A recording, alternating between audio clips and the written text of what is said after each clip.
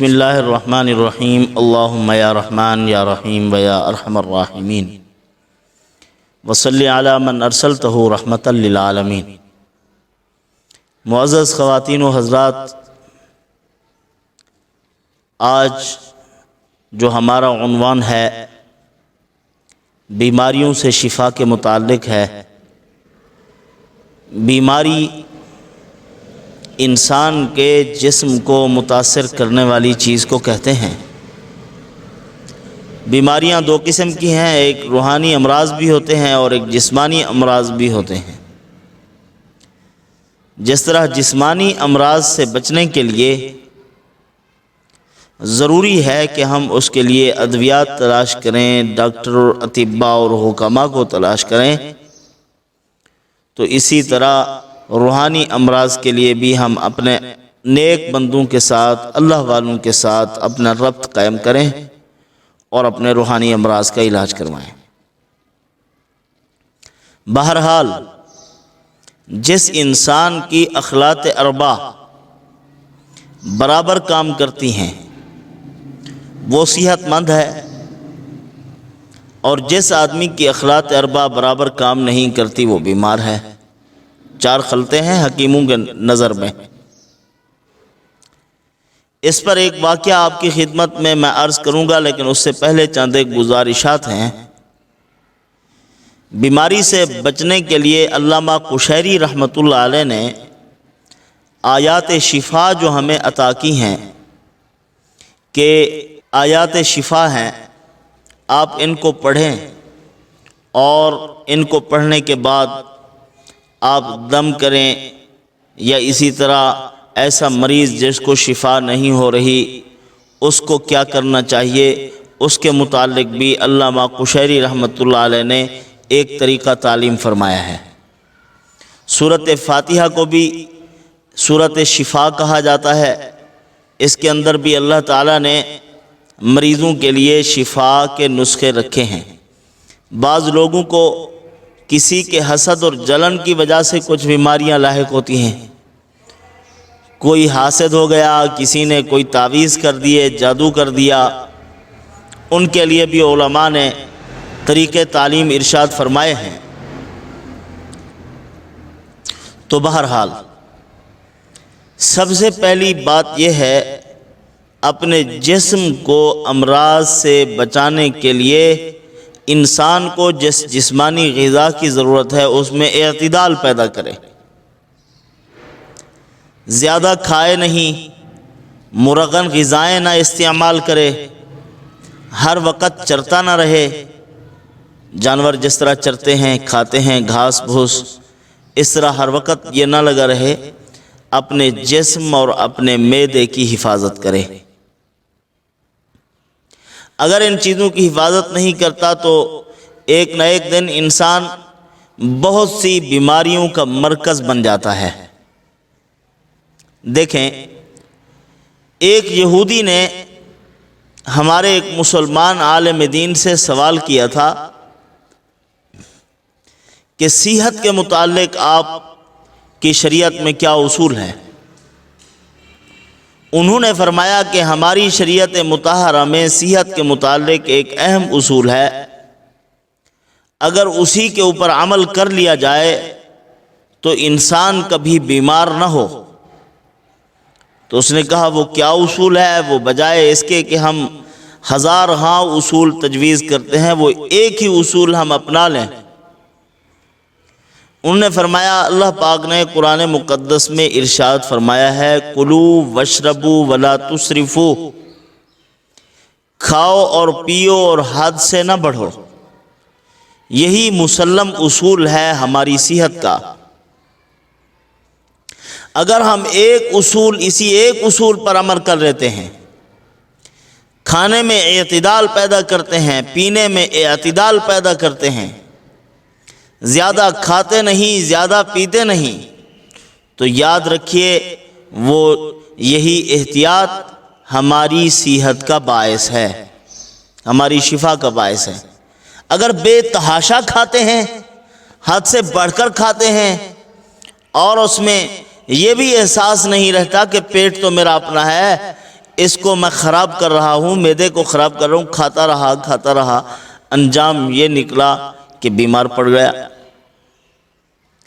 اسی لیے ایک ملک کے بادشاہ نے جب حضور صلی اللہ علیہ وسلم کے خدمت میں ایک طبیب کو بھیجا تھا کہ آپ جائیں مدینہ منورہ میں مسلمانوں کا علاج معالجہ کریں، اس دور کا وہ اسپیشلسٹ تھا، بہت سی بیماریوں اور امراض کے اس کے پاس علاج تھے۔ جب وہ آیا، دکان کھول کے بیٹھا مدینہ منورہ میں، سارا دن مکھیاں مارتا تھا، کوئی اس کے پاس آ نہیں رہا، علاج معالجے کے لیے اس کی طرف کوئی رجوع نہیں کر رہا۔ آخر کار وہ تھک گیا کہ یہاں تو آتا کوئی نہیں، میری تو دکان ناکام ہو گئی ہے۔ ظاہر ہے کوئی بندہ اگر کہیں آتا ہے، کوئی ڈاکٹر کلینک کھولتا ہے، علاقے دیکھ کر کہ یہاں اس چیز کی ضرورت ہے تو کھولتا ہے، لوگ آتے جاتے ہیں، دکان کی آبادی کا ذریعہ بنتے ہیں۔ جب کئی دن بیٹھا رہا، کوئی نہ آیا، تو اس نے کام چھوڑنے کا فیصلہ کیا کہ یہاں تو ہم نے کام کرنا ہی نہیں۔ تو پوچھا کہ کیا وجہ ہے، کیوں نہیں آتے لوگ؟ فرمایا یہ بیمار نہیں ہوتے کیونکہ یہ اس وقت تک کھاتے نہیں جب تک بھوک نہ لگے، اور بھوک باقی ہو تو چھوڑ دیتے ہیں۔ تو اس نے، حکیم نے، طبیب نے، ڈاکٹر صاحب نے کہا تھا کہ خدا کی قسم جب تک یہ اصول آپ کا برقرار ہے کہ کھاتے نہیں جب تک بھوک نہ ہو، اور بھوک باقی ہو کھانا چھوڑ دیتے ہیں، جب تک تم اس اصول کے پابند ہو کبھی بیمار نہیں ہوں گے، نہ کسی ڈاکٹر کی ضرورت۔ ایک اصول، کلو واشربوا ولا تسرفوا، کھاؤ پیو اور حد سے نہ بڑھو۔ فرمایا یہ ایک اصول اتنی مضبوط ہے، ہمارے ہزاروں اصول، ہماری طب اکبری، ہماری بڑی بڑی کتابیں، یہ طب اکبری ایک کتاب ہے طب کی، علم و حکمت کی، اور وہ کتاب اور اسی طرح اور بڑی بڑی کتابیں جو اس عنوان پر ایک جرنل نالج دیتی ہیں، تو فرمایا کہ وہ تمام کی تمام کتابیں اور ہمارے اصول جو ہم نے صحت کے لیے تجویز کیے، فرمایا وہ ساری کی ساری دھری کی دھری رہ جاتی ہیں قرآن کے اس ایک اصول کے سامنے۔ یہ قرآن کا اصول اتنی بھاری ہے، اس قرآن کے اسی ایک اصول نے ہزاروں کتابوں کو اپنے اندر سمیٹ لیا۔ جو ہماری جزیات اور تفصیلات ہیں ان کا جو خلاصہ نکلتا ہے وہ قرآن کی یہی ایک آیت ہے۔ جو ہم بڑی بیل کی پھیلاتے رہتے ہیں کہ یہ ہے، وہ ہے، فلاں ہے، یہ کر لو، وہ کر لو، تو ساری احتیاط اور ساری تجویزیں اور تمام ادویات وہ ساری قرآن مقدس کے اس ایک اصول کے گرد گھوم رہی ہیں۔ یہ قرآن کا اصول بہت مضبوط ہے۔ تو برادران عزیز، یہ کر لیں اگر ہم، تو اللہ تعالی ہماری صحت کا فیصلہ فرما دیں گے، ہم تندرست رہیں گے، ہماری نسل بھی اچھی ہوگی۔ یعنی آدمی کے صحت کے اثرات اس کے نطفے میں بھی پڑتے ہیں۔ ایک مرد صحت مند ہے، اس کی بیوی صحت مند ہے، صحت کی بھی حفاظت کرتے ہیں، اچھا کھاتے ہیں، اچھا پہنتے ہیں، اچھا پیتے ہیں، اور سیر و تفریح کرتے ہیں، اپنی صحت کا بہت خیال رکھتے ہیں۔ ایسے لوگوں کے اللہ تعالیٰ اولادوں میں بھی یعنی صحت پیدا فرما دیتے ہیں۔ اس پر ایک مثال آپ کو دیتا ہوں، بات خوب سمجھ میں آ جائے گی۔ ایک مرتبہ ایک بلی نے کہا تھا شیرنی کو، کہا تھا کہ تو کیا شیرنی جنگل کی بادشاہ کہلاتی ہے، ملکہ کہلاتی ہے، تیرے اندر کیا وہ کمال ہے؟ کمال تو میرے اندر ہے، تو سال کے بعد ایک جنتی ہے اور میں کتنی بلیاں جن دیتی ہوں؟ کہا چند ماہ گزرتے ہیں، 6 10 بچے جن کے چھوڑ دیتی ہوں۔ دیکھو تیرا کیا کمال ہے، سال کے بعد اور ایک بچہ۔ اس نے بڑے کام کی بات کی۔ شیرنی نے کہا کہ ٹھیک ہے تو جنتی ہے، لیکن کہلاتے وہ بلی کے بچے ہیں، اور میں سال میں ایک جنتی ہوں لیکن جنگل کا بادشاہ کہلاتا ہے۔ وہ اپنی صحت کا خیال کرتا ہے، بھوکا رہتا ہے، جب ضرورت پڑتی ہے تو گوشت ہی کھاتا ہے شیر، اور سال میں ایک مرتبہ وہ اپنی مادہ کے قریب جاتا ہے اور شیر ہی پیدا ہوتے ہیں اس سے۔ صحت کے اثرات پڑتے ہیں، صحت اچھی ہو تو بچے صحت مند ہوتے ہیں، صحت کمزور ہو تو بچے کمزور پیدا ہوتے ہیں۔ تو صحت کے اثرات خاندانوں میں بھی چلتے ہیں۔ تو بہرحال کائنات کے سب سے صحت مند آدمی کون ہے؟ انسانی تاریخ میں جس انسان کے اندر اللہ نے سب سے زیادہ طاقت اور سب سے زیادہ اللہ پاک نے اس میں توانائی رکھی، وہ کون ہے؟ علماء نے لکھا ہے کہ علامہ ابن سینا نے قانون تجویز کیے تھے صحت کے، اور انہوں نے یہ قانون بنایا تھا کہ صحت مند وہ ہے جس کی اخلاط اربع برابر کام کر رہی ہوں، جس کی اخلاط اربع برابر کام نہیں کرتی وہ صحت مند نہیں۔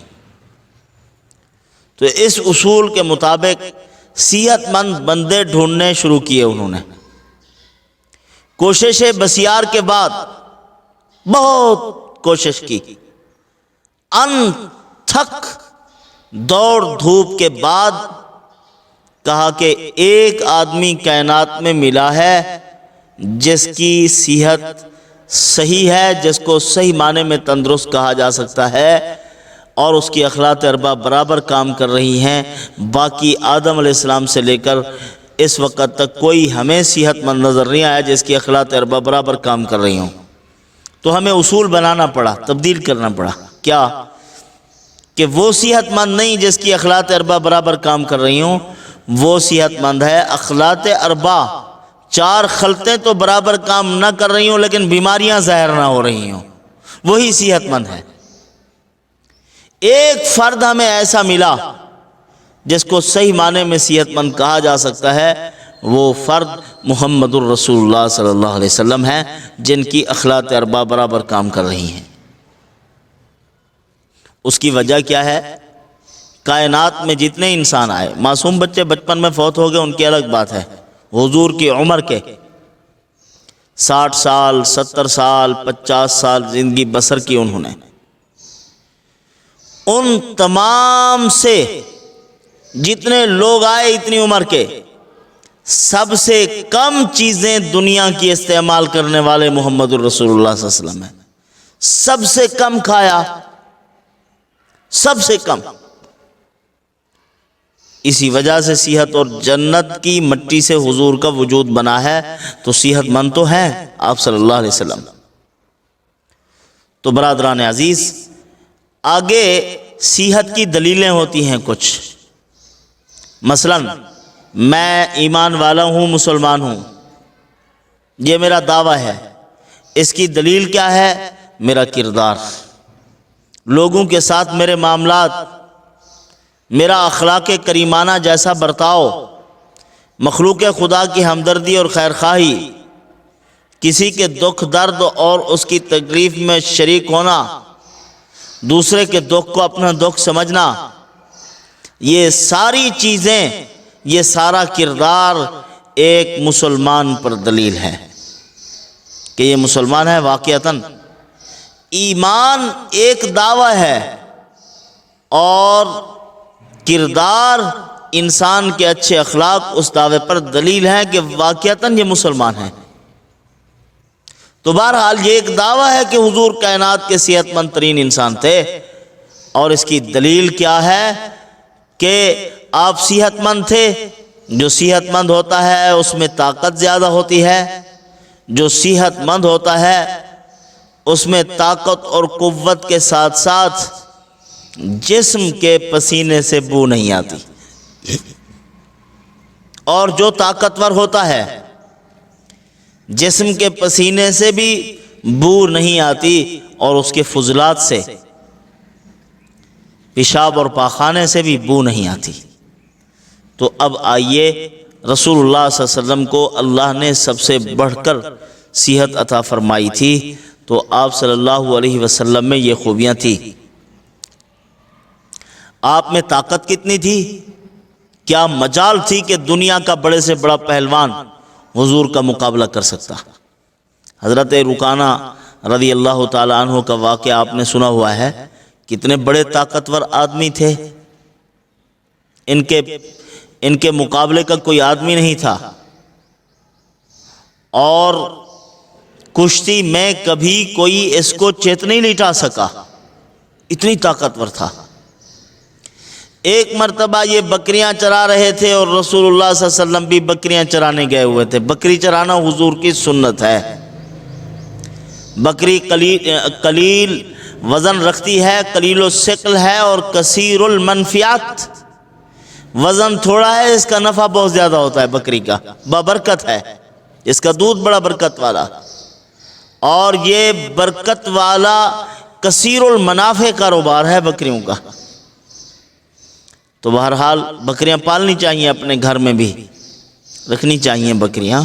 تو حضور بکریاں چرانے کے لیے گئے ہوئے تھے اور رکانہ بھی بکریاں چرا رہے تھے۔ طاقت اس میں اتنی تھی کہ ایک اونٹ کی کھال کے اوپر بیٹھ جاتے تھے اور لوگوں کو کہتے کہ اس کو اٹھاؤ، کھینچو اس کو۔ لوگ کھینچتے، وہ کٹ جاتی تھی، ٹوٹ جاتی تھی، لیکن اس کو ہلا نہیں سکتے تھے حضرت رکانہ کو، اتنی طاقت تھی اس میں۔ تو حضور صلی اللہ علیہ وسلم نے اس کو ایمان کی دعوت دی۔ اس نے کہا کلمہ پڑھنے کو تو جی چاہتا ہے، لیکن علمی آدمی ہوں نہیں کہ میں آپ سے علمی دلائل پوچھوں کہ آپ کیسے نبی ہیں۔ ہاں پہلوان ہوں، لڑائی کرو، اگر آپ نے گرا دیا تو میں آپ کو مان لوں گا نبی۔ آپ صلی اللہ علیہ وسلم نے فرمایا آؤ، اور آپ میدان میں اتر گئے، پکڑا حضرت رکانہ کو اور گرا دیا ان کو۔ بکریاں بھی طے کی تھی کہ اتنی بکریاں میں آپ کو دوں گا۔ وہ تعداد اب مجھے یاد نہیں جو انہوں نے بتلائی تھی کہ کتنی تعداد میں بکریوں کی دوں گا۔ تو حضور نے ان کو گرا دیا۔ پھر تھوڑی دیر بعد انہوں نے کہا پھر آپ میرے ساتھ کشتی کریں، اگر میں غالب آ گیا تو پھر میں کلمہ نہیں پڑھوں گا، اگر شکست خوردہ ہو گیا تو پھر سوچوں گا کلمہ اور ایمان کے بارے میں، آپ کی نبوت کو ماننا ہے کہ نہیں ماننا۔ حضور صلی اللہ علیہ وسلم نے فرمایا آؤ، پھر لڑے، پھر شکست دی، بکریاں ادھر اپنے ریوڑ میں شامل کرتے گئے۔ اس کے بعد حضرت نے حضرت رکانہ کو دیکھا کہ پریشان ہے، فرمایا رکانہ کیوں پریشان ہو؟ دائیں بائیں دیکھ رہے ہیں کہ کسی نے دیکھ تو نہیں لیا۔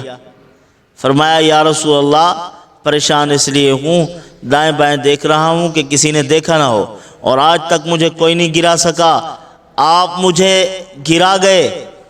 اور دوسرا یہ ہے کہ بکریاں تو مالک کی ہیں، میری نہیں تھی۔ نبی پاک صلی اللہ علیہ وسلم نے فرمایا اچھا آؤ پھر کشتی کرتے ہیں۔ حضور کا ارادہ تھا چلو ٹھیک ہے میں گر جاؤں گا، اس کی بکریاں بھی اس کو واپس کر دوں گا، کیونکہ حضور صلی اللہ علیہ وسلم تو رحمت للعالمین تھے، مخلوق کی خیر خواہی اور مخلوق سے محبت کرتے تھے۔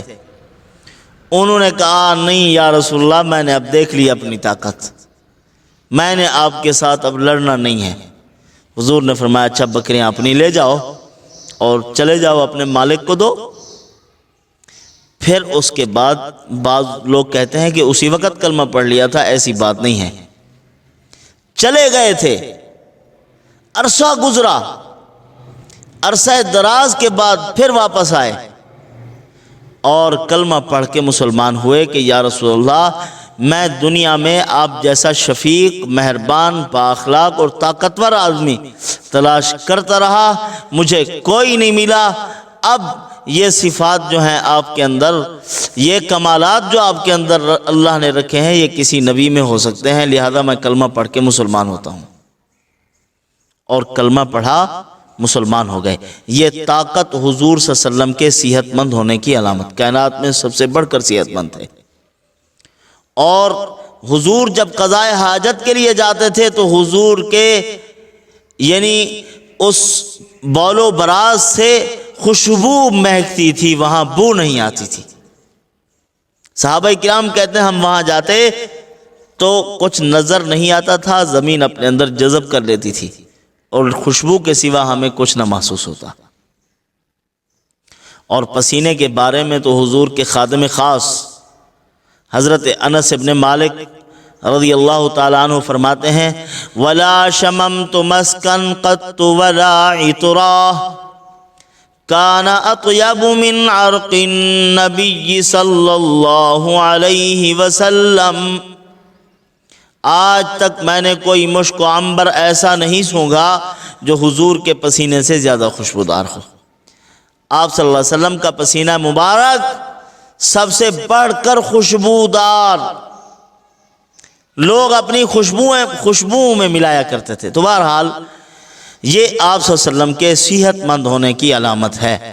امراض کمزور جسم کو چمٹتے ہیں، اور امراض میں مایوسی، امراض کے اندر مایوسی انسان کو برباد کرتی ہے۔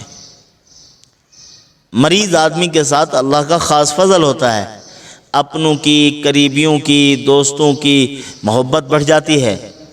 جو کل تک اس سے پوچھتے نہ تھے، آج وہ اس کی عیادت کو آتے ہیں، آج وہ اس کے گھر میں بیٹھے رہتے ہیں، اس کی خدمت کرتے ہیں، اور گھر کے لوگ اس پر اتنے مہربان ہیں جس طرح بادشاہ کے لیے ہر وقت خدام کھڑے ہوتے ہیں، مریض آدمی کے لیے اس طرح سارے مہربان ہو جاتے ہیں۔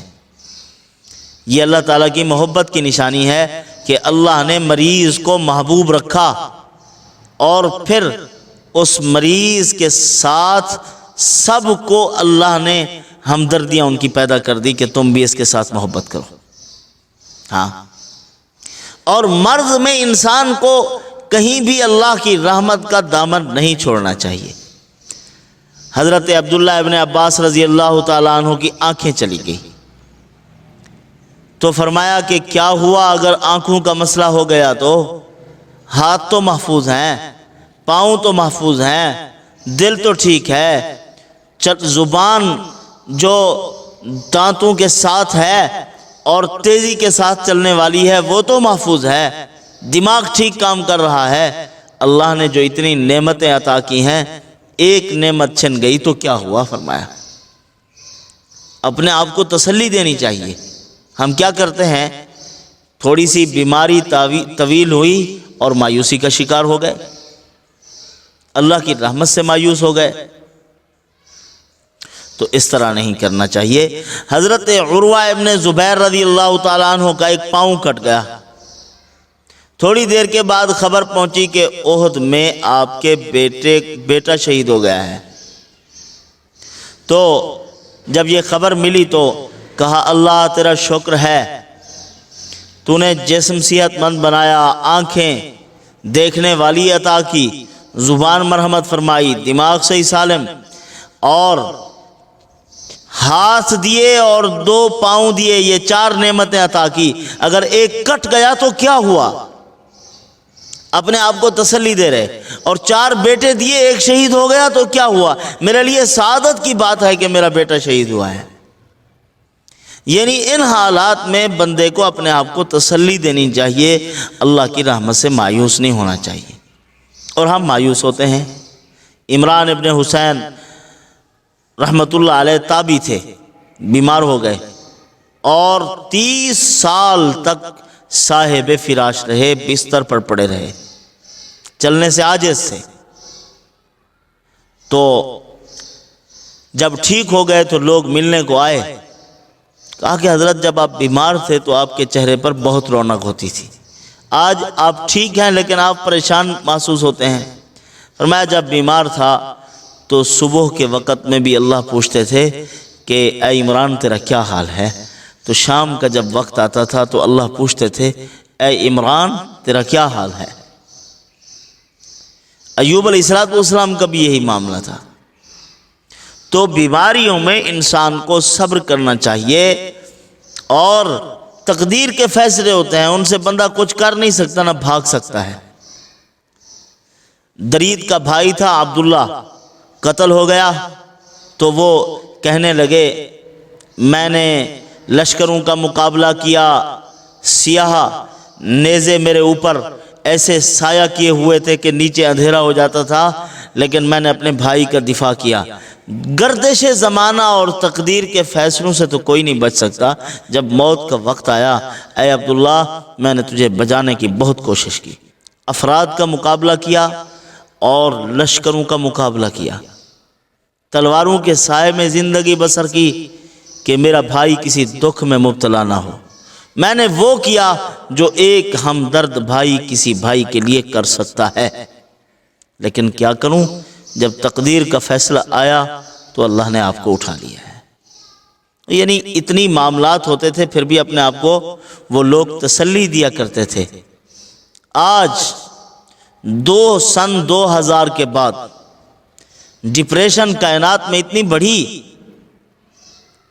غالباً امریکہ کی بات ہے کہ ہر دوسرا آدمی ڈپریشن کا مریض ہے، اور غالباً 1977 کی بات ہے کہ امریکہ میں چوتھے آدمی کو ڈپریشن تھی، 3 آدمی ٹھیک، چوتھا آدمی ڈپریشن کا مریض، اور اب ہر دوسرا آدمی وہاں کا ڈپریشن کا مریض ہے، 2 کو چھوڑو تیسرا، 1 2 3، یعنی لگے ہوئے ہیں۔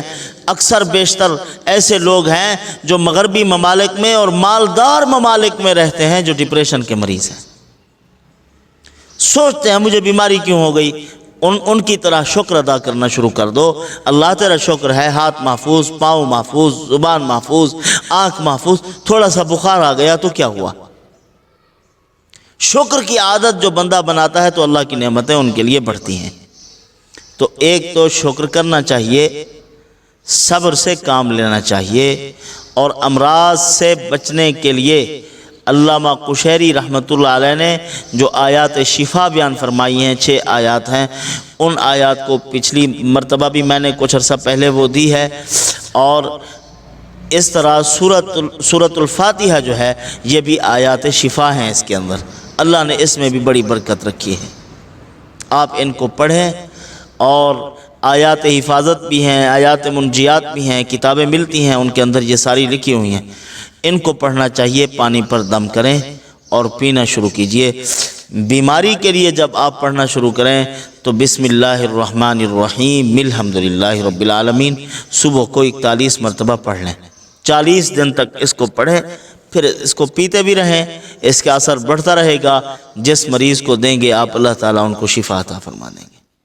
تو بہرحال اللہ تعالیٰ ان معروضات پر عمل کی توفیق عطا فرمائے، مریضوں کو اللہ پاک شفا کاملہ عاجلہ مستمرہ مرحمت فرمائے، جو مریض ہیں اللہ تعالیٰ بہت جلد ان کو شفا عطا فرمائے، ان کے لیے شفا کے اسباب پیدا فرما دے۔